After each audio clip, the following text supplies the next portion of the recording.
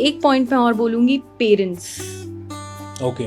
Parents का involvement बहुत important चीज़ है, स्पेसिफिकली अगर आप शादी की बात करते हैं तो। ओके। अगर आप शादी करते हैं तो क्या होता है कि ना, फीमेल्स जो है ना, जनरली जो मेल के पेरेंट्स जो हैं उनको ज़्यादा एक्सेप्ट नहीं कर पाती। उनको लगता है कि भाई पेरेंट्स ना ही साथ रहे हैं और ये है वो है, ये नहीं मेरे पेरेंट्स ज़्यादा सुपीरियर हैं। और लड़के कई बार सोचते हैं कि नहीं मेरे मम्मी पापा बहुत अच्छे, तुम्हारे मम्मी पापा ख़राब हैं। नहीं, सबसे पहले तो मेल और फीमेल्स को ये चीज़ बहुत अच्छे से समझनी चाहिए कि दोनों के पेरेंट्स हैं, इक्वली उनको रिस्पेक्ट दो, इक्वल उनको ट्रीटमेंट दो। ऐसा नहीं है कि मेरे पेरेंट्स महान और तुम्हारे पेरेंट्स घटिया। आपकी ऐसी बिल्कुल भी सोच ही नहीं होनी चाहिए। या तो बिल्कुल इक्वल ट्रीटमेंट दो, या तो दोनों ही घटिया हैं, दोनों के पेरेंट्स ही बेकार हैं, या दोनों के पेरेंट्स ही बहुत अच्छे हैं।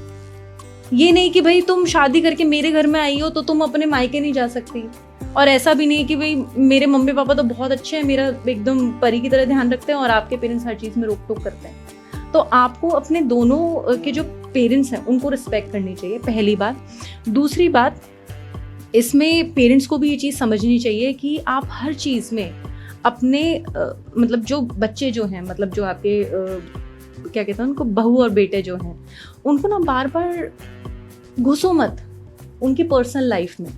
आप ये चीज़ भी समझो कि बेटे की शादी हो गई है, उसकी एक पर्सनल स्पेस है, वो अब अपनी वाइफ को ही इम्पोर्टेंस देगा। पेरेंट्स को भी ये चीज़ समझनी चाहिए। अब वहाँ पे आप ये चीज़ मत लेके आओ कि मैंने 9 महीने कोख में रखा है तो मेरा बेटा मेरी क्यों नहीं सुनता, बहू की क्यों सुन रहा है, और ये सारी चीज़ें।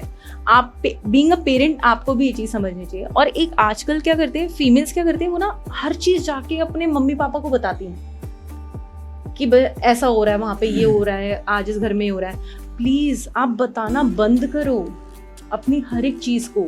एक अच्छी रिलेशनशिप वही होती है जब हस्बैंड वाइफ के बीच में जो भी कॉन्वर्सेशन हो उसमें से बहुत ही ज़्यादा थोड़ी सी कॉन्वर्सेशन पेरेंट्स को पता हो।